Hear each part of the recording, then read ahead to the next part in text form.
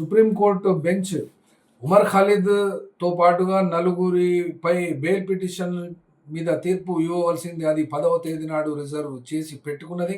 అయితే ఇప్పుడు వచ్చినటువంటి సెలవుల కంటే ముందే తీర్పు వస్తుంది అని భావించిన సందర్భంలో తీర్పు ఇప్పటివరకు అయితే రాలేదు. కానీ నిన్న ఆ యొక్క డాక్యుమెంట్స్ మరియు ఆర్గ్యుమెంట్స్ యొక్క డీటెయిల్స్ అవన్నీ కూడా వరుస క్రమంలో పెట్టవలసిందిగా ఆ బెంచ్ ఆదేశించింది తమ కంట్రోల్లో పనిచేస్తున్నటువంటి సిబ్బందికి.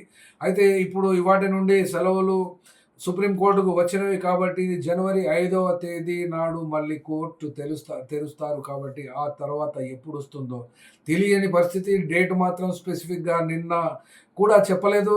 రిజర్వ్ పెట్టుకున్న తర్వాత ఎప్పుడైనా చెప్పవచ్చు తీర్పును అనేది. ఇది లీగల్గా ఉన్నటువంటి ఫ్రాటర్నిటీకి అందరికీ తెలిసినటువంటి విషయమే.